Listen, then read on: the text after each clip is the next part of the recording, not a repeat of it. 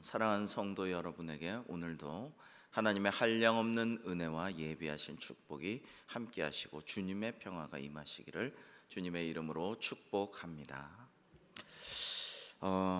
우리 문자 보내드렸습니다마는 우리 이은하 전도사님 어머님께서 향년 88세를 일기로 하나님 부르심을 받아서 지금 제천에서 장례 중에 있습니다.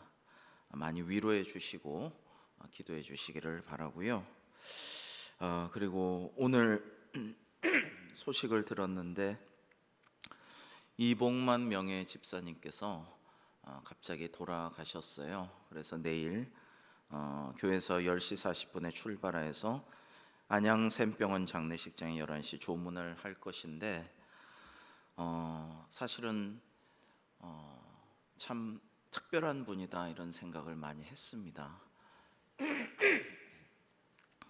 우리 이봉남 명예 집사님께서는 코로나 때 매주일 한 번도 빠지지 않고 매주일마다 교회 나오시면은 저에게 몇 장이 되었든 어떨 때는 한 장이었고 어떨 때는 여러 장이었고 마스크를 꼭 선물을 하셨어요. 그래서 주일마다 검은 마스크를 제 책상에다가 서랍에 넣어놓고 가시곤 했습니다.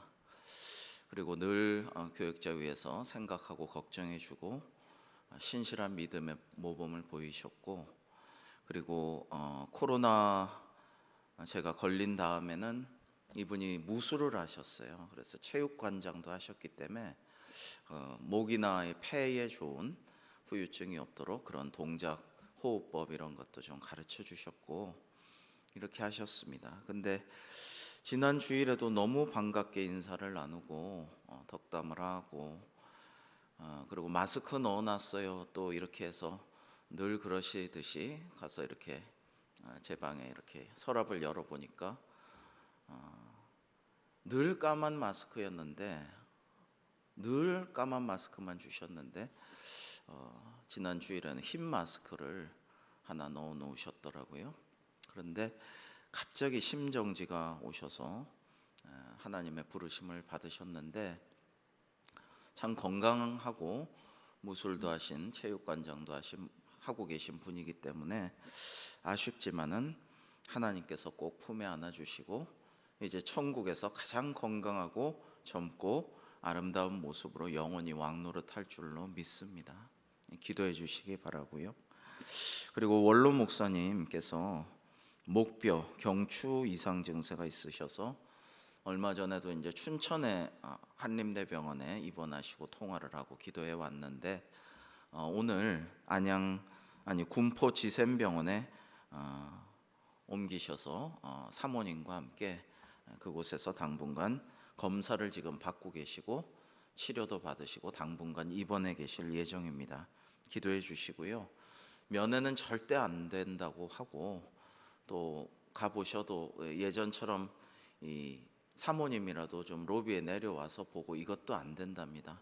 퇴원하실 때까지 코로나 기간이라 그냥 목사님과 계속 한 방에 계시다가 퇴원을 하신다라고 합니다. 그래서 저도 좀 가뵙겠습니다 했는데 극구 만류하셔서 여러분들 그렇게 하시고 간절히 또 기도해 주셔서 속히 쾌유하시도록 그렇게 기도해 주시기를 부탁을 드립니다. 오늘 말씀은 토마스 아 캠피스의 그리스도를 본받아 9장 3부의 9장으로서 모든 것의 생명의 근원인 하나님께 맡기라, 모든 것을 생명의 근원인 하나님께 맡기라 하는 말씀을 주고 계십니다. 하나님의 음성을 들려준 것을 소개하고 있는데요. 내 아들아, 그대가 참된 복을 받고자 한다면 내가 그대의 마지막 목적이 되어야 한다. 그대가 어떤 일을 하다가도 자신의 유익만 추구한다면 그대는 즉시 쇠약해지고 무력하게 된다. 그러므로 그대는 모든 것을 원칙적으로 나에게 맡겨야 하느니라. 내가 그 모든 것을 베풀어 준 주이기 때문이다 라고 하나님의 말씀을 전하고 있어요. 나는 기꺼이 그리고 자유롭게 섬기는 자는 은총에 은총을 더하여 주리라. 너는 그 은총을 받으리라. 그러나 나를 떠나 다른 사물에서 영광을 취하려는 자나 사사로운 선행으로 즐거움을 취하려는 자는 참된 기쁨을 누리지 못할 뿐 아니라 마음의 폭이 넓어지지도 못할 것이며 많은 고난과 어려움을 겪게 될 것이다. 그러므로 그대는 모든 좋은 것을 하나님께 돌려라라고 권면의 말씀을 주고 있습니다. 여러분, 여기서 우리가 생각해 볼 것은 다른 사물에서 영광을 취하려고 나를 떠나는 자나, 이건 우리가 이해가 되지만 사사로운 선행으로 즐거움을 취하려고 하는 자도 참된 기쁨을 누리지 못할 것이다 라고 말하고 있습니다. 여러분, 사실 세상에서 어려운 사람들, 가난한 사람들 돕는 사람들이 많죠. 그리고 요즘은 기업들도 그렇게 하게끔 돼 있죠.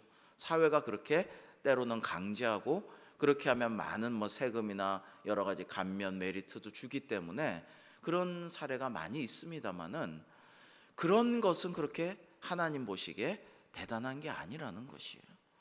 하나님께 영광 돌리고 하나님을 기뻐하며 하나님을 위하여서 우리가 선행도 해야지, 그런 걸 통해서 자기 만족을 구하거나 그런 걸 통해서 세금 감면이나 이제 부의 또 다른 축적 방식을 위해서 그렇게 하거나, 그걸로 또는 기쁨이 있을 수 있죠.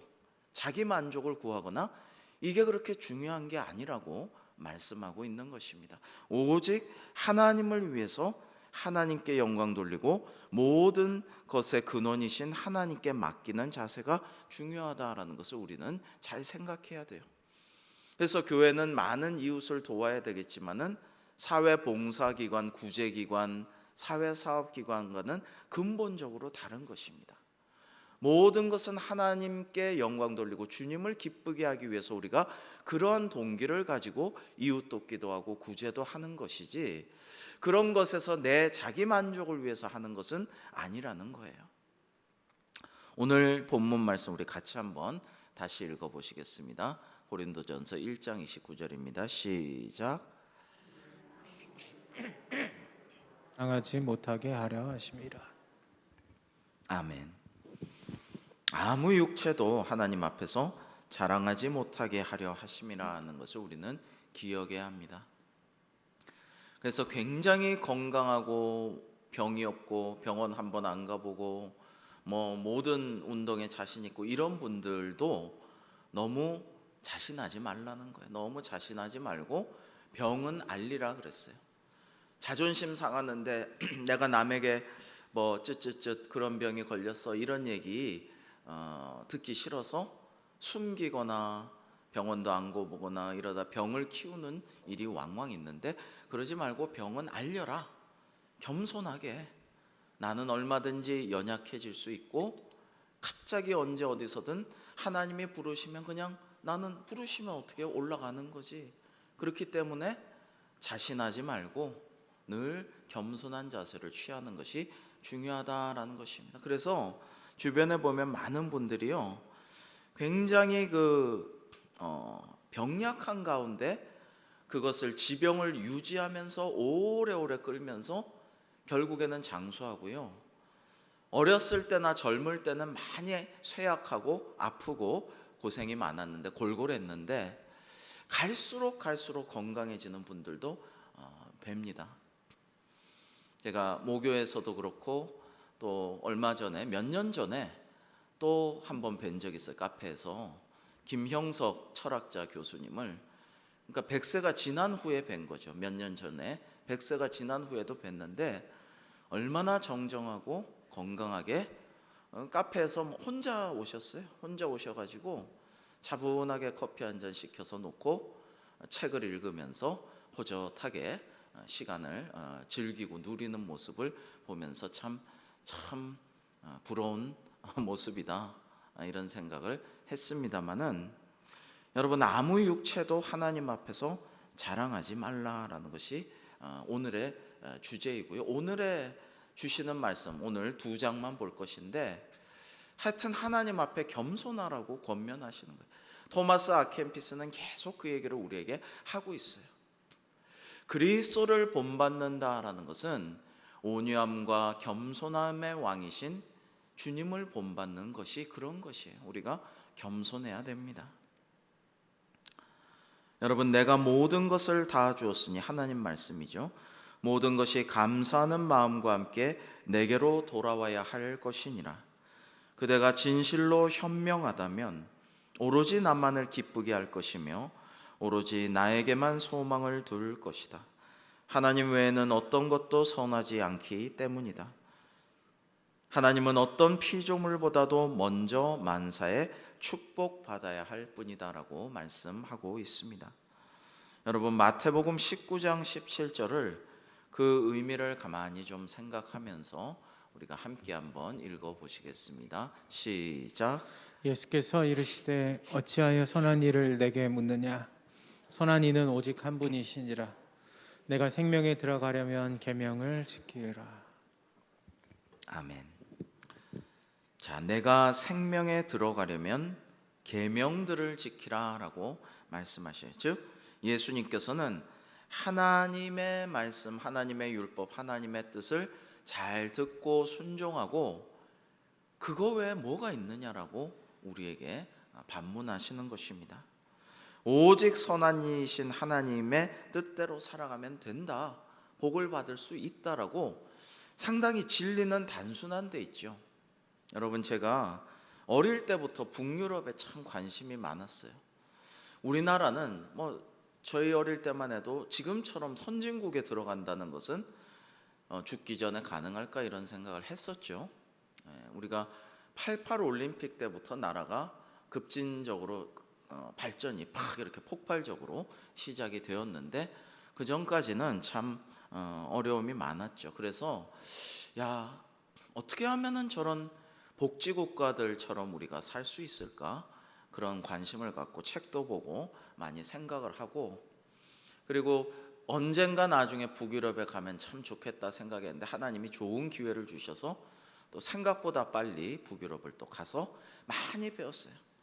거기서 이 덴마크 쪽의 가이드는 또 어머님이 여자 전도사님이고 자신은 또 종교학을 대학원 공부를 하고 그래가지고 여름에 백야에 잠도 오지 않는 이제 해가 떠 있는 밤에 잠도 안 자고 더 많은 얘기를 많이 듣고 이렇게도 했는데, 여러분 가만 보니까요, 그 북유럽 4개국 가장 복지 국가들이 오늘날도, 제가 어렸을 때도 그랬는데 오늘날도 세계에서 행복 지수가 가장 높은 나라들이에요. 이 나라들이 탑을 10대 안에 다 들어가 있어요. 그런데 한결같이 또 어려운 나라들이었어요. 유럽에서 제일 못 살고 가난하고 쪼그라들고 있고 갈등이 심하고 이런 나라들이었어요. 한결같이. 그런데 이 나라들이 저 어릴 때부터 지금까지 정말 세계에서 가장 잘 살고 특히 부익부 빈익빈이 심하지 않고 모든 국민이 건강하게 누리고 잘 사는 나라. 여기에 몇 가지 이유가 있는데 오늘은 겸손해서 그 답을 좀 찾아보려고 해요. 몇 가지 이유 중에 중요한 이유는 전 국민이 루터교를 국교로, 루터교라는 것은 기독교죠. 개신교인데 루터가 가장 먼저 이제 개신교를 만든 거죠. 그래서 독일과 마찬가지로 이 4개국 모두가 루터의 가르침을 신봉하는 개신교의 처음부터 시작해서 전 국민이 루터교라는 개신교를 믿고 있다. 그리고 그것이 생활화되어 있다. 기독교 문화가 모든 데 공기처럼 보이지 않아 보여도 생활화되어 있다라는 것이 중요하고요. 그래서 덴마크는 그룬투비 목사님과 같은 분이 영적 리더십으로 나라를 완전히 일으켜 세웠고, 그 다음에 이제 하나님께 간절히 기도하고 착하게 정말 선하게 함께 잘 살려고 기도해온 이런 나라들에 하나님이 복을 주셔서, 노르웨이 같은 나라는 유럽에서 가장 가난한 나라였는데 맨날 절벽에 대구 걸어놓고 짜다 그러고 보면서 아껴 먹고 굉장히 못 사는 나라였는데 하나님이 복을 주셔서 북해 유전이 빵 터졌어요. 그 유전으로다가 너무나도 어려운 나라들 도와가며 선교해 가면서 참 착하게 하나님 기뻐하시는 방식으로 잘 살게 됐고, 핀란드가 요즘 우크라이나 전쟁을 하지만 정말 소련, 구러시아의 침공으로 식민지가 되고 굉장히 어렵게 시달리면서 비참하게 살던 나라였는데 하나님이 복을 주셔서 이렇게 교육 강국이 되고 잘 사는 나라가 되었고, 자, 오늘은 스웨덴 덴마크 얘기를 좀 하자면요, 스웨덴은 원래는 전통적인 강국이고 부국입니다. 이 4개국, 북유럽 4개국 중에서 가장 강성하고 부강하고 잘 사는 나라였는데, 이 스웨덴은 80년 전의 상황은 굉장히 절망적이었다고 해요. 사회 갈등이 심하고 서로 싸우고 대립하고 곳곳에서 갈등이 너무 심해서 정말 힘든 상황이 되어서 나라도 가난하게 되고 못 살게 되고 아주 힘겹게 살게 됐어요. 국민들은 행복하게 여기지를 않았어요, 삶을. 그런데 타게 엘란데르라는 명총리가 1946년 45세 때부터 23년 동안이나 계속해서 총리를 합니다. 그리고 11번의 큰 선거에서 한 번도 지지를 않았어요. 근데 이 총리의 가장 중요한 점은 이 총리는 겸손했다라는 거예요. 한없이 겸손했다. 젊은 시절은 그렇지 않았었는데 이 사람이 하나님의 감화 감동을 받고 정말 그리스도를 본받아서 겸손한 자로 거듭났다라는 거예요. 온유하고 겸손한 주님의 멍에를 지는 자로 거듭났다라는 거예요. 그러면서 이분이 이제 우리나라도 이제 새 정부에 기대하고 새 대통령과 인수위원회를 향해서 우리가 축복하고 기도하고 우리나라를 잘 이끌어 주옵소서라고 하나님께 기도 오늘도 해야 될 터인데, 이 새 정부의 첫 번째 과제가 뭐예요? 처음에는 윤석열 대통령 당선인이 공정과 상식을 중시하면서 그거를 하겠다라고 대통령 출마 선언을 했지만, 지금은 이 사회를 갈등을 서로 화합시키고 국민을 하나로 만들고 통합하는 게 가장 중요하다. 지금 그것을 이야기를 하고 계시죠. 여러분, 이게 정말 중요한 거 맞습니다. 제일 중요한 건 그거예요. 근데 이 타게 엘란데르라는 명총리 역시 그걸 했어요. 주님을 닮은 온유함과 겸손함을 갖추고 성경 읽고 묵상하고 기도하면서 대화와 타협을 정말 중시하면서 거기에 매진을 하니까 나라가 잘 되어가더라. 다시 부강하게 되고 온 국민이 행복해지고, 이 사람을 존경하여서 여러분, 민주주의 국가 유럽에서 23년을 집권할 수 있었다라는 것이 독재 국가가 아닌데 얼마나 놀라운 일이에요. 근데 이분이 퇴임하고 85세까지 살았는데, 퇴임하고 그의 사저에 그를 지지했던 국민보다 반대하거나 반대쪽에 있었던 야당 쪽의 사람들이 훨씬 더 많이 이분을 찾아왔다고 그래요. 그만큼 감동하고 감복한 거죠.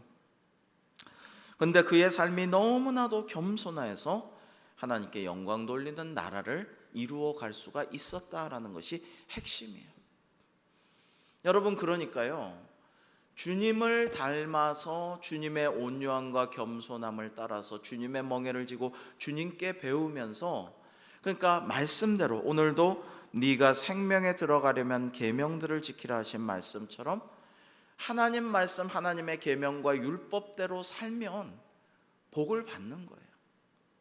이전에 어렵고 가난하고 괴로웠던 삶에서 축복받은 삶, 더 은혜가 넘치는 삶, 평안한 삶으로 바뀔 수 있다라는 거예요.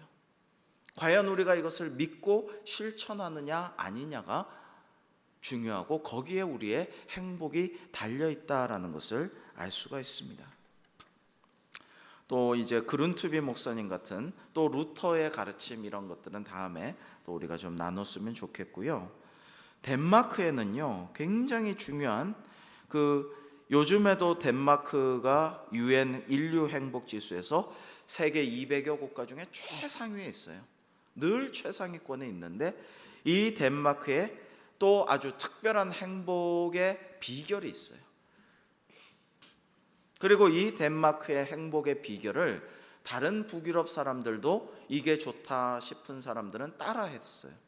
그래서 이 북유럽 사람들의 행복 지수를 올리는데 굉장히 큰 도움을 준 그런 법칙이 있어요.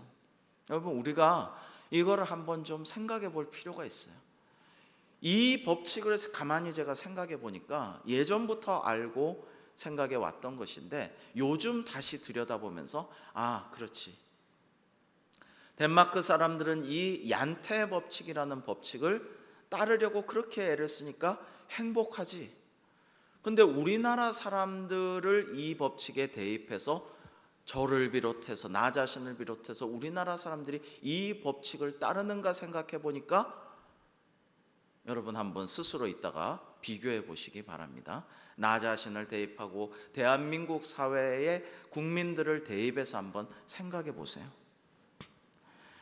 덴마크의 이상적인 복지, 교육 시스템, 루터교의 가르침, 그룬트비 목사님의 영적인 리더십, 부흥의 역사 이런 것들이 있었습니다만 그래서 덴마크는 굉장히 쪼그라들고 저지대 농사도 안 되고 이런 데 낙농국가로 바뀌고 여러 가지 기적과 같은 일이 많이 일어났습니다만 정신적이고 영적인 면에서는 이 얀테 법칙이란 게 되게 중요해요. 그래서 영국인 기자, 영국 사람이 북유럽 탐방기를 쓴 것도 제가 아주 정독을 했는데요. 거기 보면 이 영국 사람이 덴마크는 어째 가는 곳마다 얀테 법칙 얘기해서 때로는 너무 지겹다.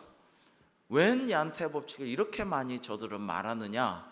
너무 좀 질린다. 이런 이야기도 써놓은 것을 볼 수가 있는데요. 1933년에 노르웨이 작가인 그러나 덴마크 출신인 이 악셀 산데 모세라는 사람이 도망자 그의 지난 발자취를 따라 건너다라는 소설을 발표해요. 여기에 가상의 덴마크 마을이 이 소설에 등장하는데 이 마을에 이제 얀테라는 사람이 살아요. 근데 이 덴마크 가상의 마을에는 잘난 사람이 대우를 받지 못하는 곳이에요. 이 마을에서는 보통 사람보다 똑똑하거나 잘생기거나 잘난 척하면 아주 이상한 사람 취급을 받는데 이것이 얀테 법칙 혹은 보통 사람의 법칙이라는 거예요. 그런데 이 덴마크 사람들이 이 법칙, 이 소설을 보고 이거 참 좋다. 우리 가상의 덴마크 마을 얀테 법칙을 덴마크 국민 전체 우리 사회에 적용하자. 암묵적인 합의로 사람들이 그걸 따라하게 된 거예요. 그래서 이 10개조의 이 얀테 법칙을 우리 한번 보시겠습니다. 자, 이제 천천히 한번 보세요. 1조는 나 스스로 특별한 사람이라고 생각하지 말라. 그러니까 이 덴마크 사람들은 나 스스로를 특별한 사람이라고 생각하지 않는 습관을 평소에 들여왔던 것입니다. 그러다 보니까 어떻게 돼요? 자꾸만 행복에 가까워지게 돼요.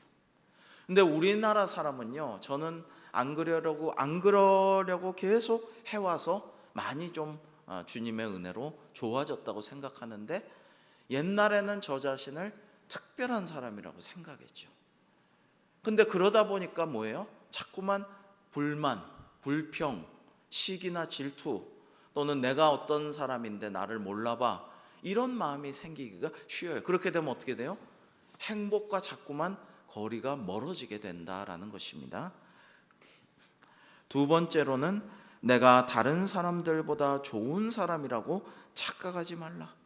이것도 부끄러워요. 요즘에는 이제 안 그렇게 계속 하나님이 쳐서 다듬어 주시고 인도해 주셔서 감사한데요. 예전에는 제가 다른 사람들보다 더 착하고 좋은 사람이라고 생각했어요. 이제 그러다 보니까 교만하게 될 수 있고 자기 자신을 제대로 못 보게 될 수가 있죠. 세 번째, 내가 다른 사람들보다 더 똑똑하다고 생각하지 말라. 우리나라 사람들은 실제로 똑똑하죠. IQ가 세계에서 제일 좋은 민족은 유대인이 아니고 한국, 중국, 일본 사람들이 거의 비슷한데 한족과 일본, 화족과 우리 대한민국이 중국인이 볼 땐 조선족일까요? 이 세 민족이 가장 IQ가 높대요. 실제로 제일 똑똑하지만 그렇게 생각하면 행복과 멀어지는 거죠. 내가 다른 사람보다 우월하다고 자만하지 말라. 다섯 번째, 내가 다른 사람보다 더 많이 알고 있다고 생각하지 말라. 여러분 대체로 비슷한데 계속 여러 가지로 얘기를 하고 있어요. 그만큼 중요하다라는 거죠. 여섯 번째, 내가 다른 사람들보다 더 중요한 위치에 있다고 생각하지 말라라는 이야기를 하고 있습니다. 여러분, 제가 예전에 섬기던 교회에서 저쪽에 일산 쪽에 있던 어느 여집사님 이제 신방 요청이 있어서 갔어요. 가가지고 이제 뭐 예배 드리자마자 이제 예배 때도 설교 때도 뭐 얘기를 막 하셔서 들어줬지만은 2시간을 꼽아 자기 얘기를 들어드렸어요. 근데 그 얘기가 뭐 사실은 한마디로 얘기할 수 있는 얘기인데 2시간을 계속 하시는 거예요. 그 얘기는 뭐냐면, 내가 지하철 청소를 하는데 내가 참 대단한 사람이고 정말 내가 이런 데서 일할 사람이 아닌데 지하철 청소를 하는데 화딱지가 난다, 성질이 난다, 술 먹고 토하고 이런 놈들, 이 나쁜 놈들, 정말 혼나야 되는 놈들, 정말 지옥에 떨어져야 될 놈들인데 내가 그 놈들 뒤치다거리를 하고 있다, 내가 그럴 사람이 아닌데 이 고생을 하고 있다, 이거예요. 한마디로 이 말씀인데 2시간 내내 계속 같은 얘기를 반복을 다 들어드리고 난 다음에, 그런데 저는 진심으로 이렇게 생각합니다.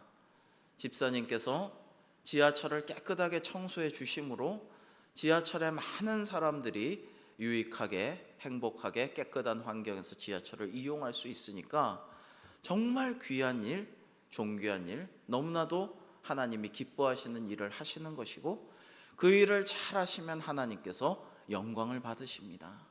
그러니까 너무나도 귀한 일을 하시는 것 맞고요, 집사님 너무나도 존귀하고 귀한 분 맞으실 뿐만 아니라 정말 하나님께 영광 돌려드리고 하나님 기뻐하시는 귀한 일을 하시는 것도 맞으니까 기쁨으로 감당하셔요. 짧게 진심으로 말씀드렸는데 또 하나님이 감동을 주셔서, 성령께서 감동을 주셔서 웃으면서 그래야겠네요, 알겠습니다라고 말씀을 해주셔서 참 감사했던 그런 기억이 나요.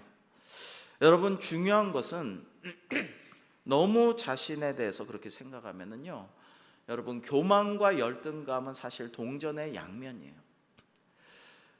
열등감은 자기가 교만하기 때문에 자꾸 열등감을 갖는 것이고, 또 열등감이 많은 사람은 한편으로 뒤집어 보면 교만하고 자기를 높이려는 생각이 많은 사람이 또 열등감 가운데 있습니다. 그래서 우리는 정말 주님의 온유함과 겸손함만 우리가 따라가려고 애쓰면요, 내 마음에 평화를 주셔요. 평안을 주시고 세상이 줄 수 없는 평화를 우리에게 허락하여 주시고, 그러면 뭐예요? 행복한 거예요. 여러분, 예전과 비교하면 우리나라가 얼마나 잘 살고 얼마나 편리해졌습니까? 얼마 전에 어떤 분께서 저에게 미국의 좋은 동네 살던 분이 쓴 글을 저한테 보내주셨는데, 미국의 좋은 부촌에 사는 분이 우리나라에 잠깐 들르러 와서 좀 사는 동안에, 야, 이거 우리나라가 훨씬 더 편리하다, 훨씬 더 살기 좋고 훨씬 더 너무너무 행복하다, 이거를 너무 많이 느껴요, 이분이. 근데 만나는 사람들마다 불평과 불만과 시기와 질투와 못 살겠다, 지옥이다, 헬조선이다, 희망이 없다, 이런 얘기를 너무 많이 해서 굉장히 충격을 받았다는 거예요. 미국 사람들은 그러지 않는데 우리나라 사람들 왜 이렇게 불평, 불만, 시기, 질투 이런 게 많을까? 물론 이유가 있죠. 우리는 남과 늘 비교하기 때문에 더 잘 나가고 더 잘 되고 더 정말 희망적이고 이런 사람들을 보면서 상대적인 박탈감, 이런 것이 많고 부익부 빈익빈이 점점 더 심화되어 가고 있기 때문에 갑자기 죄도 없이 벼락부자는 못 될 망정 벼락거지가 되어버리고 이러기 때문에 그런 것이죠. 그러나 어쨌거나 우리 마음을 잘 다스리면 우리는 행복할 수가 있는데, 그거를 못하고 너무 세상만 바라보니까 자꾸만 불행하다는 생각을 갖게 된다라는 것은 사실이에요. 자, 그리고 7번째는 내가 무엇을 하든지 잘할 것이라고 장담하지 말라. 참 이것도 새겨들을 만한 말이다라는 것을 알 수가 있습니다. 다른 사람을 비웃지 말라. 다른 사람이 나에게 신경 쓰고 있다고 생각하지 말라. 이것도 참 새겨들을 만한 말이죠. 우리는 남들의 시선에 너무 많은 관심을 스스로 빼앗기고 있지 않나 그런 생각을 해요. 그냥 나는 나예요. 내 멋대로, 내 생긴 대로, 내 분수대로 그냥 살아가면 돼요. 하나님 보시기에 부끄럽지 않게 하나님의 시선에 내가 죄짓지 말고 하나님 기뻐하시게, 하나님 보시고 칭찬하시게 그렇게 그냥 자유롭게 살아가면 되는데, 남들의 시선을 너무 의식한다라는 거예요. 남이 나를 어떻게 볼까? 남이 나를 어떻게 생각할까? 남들이 볼 때 나의 모습은 어떨까? 부끄럽다, 창피하다, 괴롭다, 그렇게 생각하지 말라라는 것입니다. 그리고 10번째, 다른 사람을 가르치려 들지 말라. 이것도 참 희한해요. 이게 우리나라 사람은 정말로 남을 가르치기를 좋아합니다. 남을 도와주려고 하는 것도 좋아하죠. 그래서 어떻게 보면 장점인데요. 그래서 우리나라는 누구보다도 인터넷에서 자기가 돈을 못 벌어도, 요즘 유튜버들은 이제 그걸 통해서 돈을 벌지만 옛날부터 우리나라는 그냥 가르쳐줘요. 좋은 정보를 가르쳐줘요. 배낭여행을 가도요, 한국인을 만나면 서로 가르쳐줘요. 서로 저기 가면 더 싸대, 저기 가면 더 좋대. 시간을 들여서 가르쳐주고 때로는 데리고 가서 거기를 소개시켜줘요. 그래서 한국인이 가장 강하다고 느껴질 때도 있죠. 그러나 얀테의 법칙 마지막 10계명은 이거예요. 다른 사람을 가르치려 들지 말라.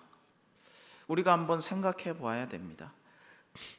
하여튼 이 소설의 10개 법칙에 북유럽 사람들과 특히 덴마크 사람들이 크게 호응하고 생활에서 실천함으로 그들이 행복한 사회를 만들고 행복한 인생을 살아가는데 이 책이 크게 공헌했다라고 덴마크 사람들과 북유럽 사람들이 다 인정하고 있다라는 것입니다. 자, 북유럽은 부유하게 되었어요. 복지도 잘 되었어요. 사회 복지가 너무나도 잘 된 나라를 살아가요.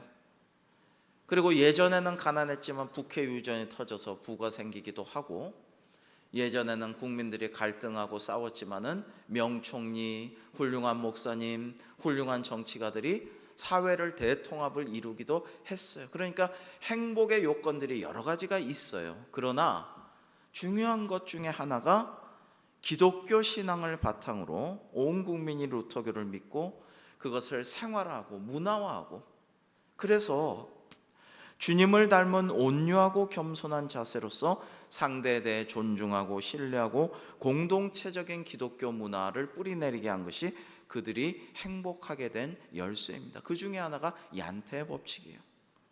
그리고 제가 가서 참 놀랬던 것이, 요즘 우리가 장애인에 대한 논란이 많은데 장애인에 대한 복지시설이 너무나도 잘 돼 있어요. 너무나도. 그래서 장애인이나 지체 부자유하고 정신적으로 좀 박약하고 이런 우리 장애우들에 대한 걸 제가 많이 물어보고 다녔는데요, 학교 같은데 장애인 학교가 없어요. 저도 이제 동네에서 맹중복 이제 아동들을 섬기는 일에도 좀 같이 해보고 그 학교에도 많이 가보고, 지나갈 때도 청와대 옆에 효자동에는 그 선의학교라고 맹인들의 학교가 있어요. 그들은 정말 밝게 웃고 떠들고 버스 타고 이렇게 잘 생활해요. 그런데 어떤 동네는, 우리나라는 그렇잖아요. 장애가 있는 사람들이 오면은 학교나 시설이나 뭐 여러 가지가 오면은 집값 떨어진다, 애들 교육이 안 좋다. 그게 왜 애들 교육이 안 좋아요? 더 좋아요. 장애인들이나 어려운 사람들이 같이 더불어 생활하면 영적으로나 정신적으로나 심리적으로나 정서적으로나 교육에 도움이 되고 좋지, 그게 안 좋은 게 아니에요. 그런데도 그렇게 생각을 한다라는 것이 크게 잘못되어 있는 것이죠. 근데 북유럽 국가들 하나같이 그런 것들이 아예 없어요. 왜 없냐? 그냥 학교에서 같이 생활하는 거예요. 그래도 차별하거나 멸시하거나 불이익을 주는 애들이 없고, 그리고 철저히 그렇게 가르치고 생활에 전혀 불편이 없으므로 따로 그렇게 하질 않아요. 그 다음에 어려운 사람에 대한 구제 개념도 별로 없어요. 그냥 같이 함께 생활하는 똑같은 국민일 따름이지 저 사람이 어려우니까 도와줘야 되고 구제해야 된다라는 개념이 없고 평소에 세금이나 복지를 통해서 다 그걸 하고 있어요. 실천하고 있어요. 그러니까 너무나도 이게 틀린 것이죠. 너무나도 다른 것이죠. 그래서 참 이야기 나눌 말씀이 많은데 이제 차차 하기로 하고 우리가 이 얀테의 법칙이라는 걸 한번 생각해 볼 필요가 있다라는 것을 우리가 기억하면 좋겠어요. 10장 세상사를 낮게 여기고 하나님을 섬기는 행복한 삶에 대하여입니다. 오 영원한 사랑의 셈이신 주님에 관하여 무슨 말을 하오리까? 나의 힘이 쇠잔하여 완전히 망했을 때에도 나를 기억하겠다고 약속해 주신 당신을 어찌 잊을 수 있겠습니까? 당신은 종들에게 기대 이상으로 자비를 베푸셨으며 호의와 자애로운 친절을 베푸셨나이다. 이 은혜를 어떻게 갚아야 할까요? 라고 이거는 이제 토마스 아켄피스가 하나님께 이렇게 기도에 응답하여서 올리는 말씀이죠. 우리 시편 116편 1절에서 5절과 12절을 교독해 보겠습니다. 여호와께서 내 음성과 내 간구를 들으심으로 내가 그를 사랑하는도다. 그의 귀를 내게 기울이셨으므로 내가 평생에 기도하리로다. 사망의 줄이 나를 두르고 수월의 고통이 내게 이름으로 내가 환난과 슬픔을 만났을 때에 내가 여호와의 이름으로 기도하기를 여호와여 주께 구하오니 내 영혼을 건지소서 하였도다. 여호와는 은혜로우시며 의로우시며 우리 하나님은 긍휼이 많으시도다. 내게 주신 모든 은혜를 내가 여호와께 무엇으로 보답할까? 아멘. 여러분 이 시편 기자의 고백대로 내게 주신 모든 은혜를 하나님께서 모든 것을 내게 주셨는데 내가 무엇으로 보답할까라는 마음으로 산다면 여러분 행복하게 살 수 있을 것 같아요. 하나님 감사합니다. 날 위해 주신 그 모든 좋은 것들 감사하고 생명의 은사의 시간과 물질의 가족의 귀한 교회 그리고 무엇보다 날 구원해 주신 은혜 감사합니다. 예수님의 십자가 고난 날 위해 지신 그 십자가 흘리신 보혈 생각하면 감사해요. 무엇으로 은혜에 보답할까 생각하면 행복하죠. 교회 봉사, 교회 섬김, 직분 감당하는 것은 그래서 은혜로 하는 것이고 감사함으로 하는 거예요. 의무적으로 하는 게 아니에요. 그런 것을 기억을 해야 돼요. 모든 것을 버리고 세속을 떠나 수도 생활을 한다는 것은 모두가 다 누릴 수 있는 것은 아닙니다. 이분은 수도사잖아요. 그래서 내가 당신을 섬기는 것을 장하게 여겨서는 안 되나이다. 스스로 그렇게 이야기를 하고 있습니다. 오히려 주께서는 이토록 가난하고 값어치 없는 자를 종으로 삼아 주시되 그것도 당신이 사랑하는 종으로 삼겠다고 약속해 주셨으니 이는 나에게 정말로 행복하고 신나는 일입니다 라고 고백하고 있습니다. 여러분 동서양을 막론하고 왕족들, 귀족들 또는 굉장히 존귀한 신분에 있는 부유한 사람들이 절이나 수도원에 들어가서 은둔 도피 생활을 많이 하게 됩니다. 뭐 어떤 문제가 생겼다든지 정치적인 문제에 휩쓸렸다든지 파혼을 했는데 너무 마음이 그 왕자를 뭐 잊을 수가 없다든지 그런 공주라든지 왕비라든지 수많은 사람들이 수도원에 들어가거나 절에 들어가서 그렇게 승려로 수도승으로 수도자로 살아가기도 해요. 그러나 수도사의 생활은 여러 고행과 율법 수행과 고립과 침묵 등 고통스러운 일상일 수가 있고 답답해요. 프랑스의 어떤 수도원은요 여성 수도원인데 침묵 서원을 해야 들어갈 수 있어요. 거기에 굉장히 부유한 사람들, 굉장히 대단한 딸과 그런 여식들도 많이 들어갑니다. 젊은 처녀들도 들어가요. 근데 거기 일단 들어가면요 말을 할 수가 없어요. 자기들끼리도, 수녀들끼리도 한마디도 말을 못해요. 예외가 없어요. 그러니까 처녀 시절 들어가서 죽을 때까지 거기서 나오지 않는 한은 말을 안 하고 사는 거죠, 평생. 대화가 큰 즐거움인데 그걸 안 하고 사는 거예요, 여자들이. 그런 것도 해요. 그런데 이 토마스 아 캠피스 수도사는 이 수도사 생활도 너무나도 감사한 일이고 행복하고 신나는 일이다. 이걸 스스로 장하게 여겨서는 안 됩니다라고 하나님께 말씀드리고 있는 것입니다. 우리 고린도전서 4장 7절 말씀을 같이 한번 읽어볼까요? 시작.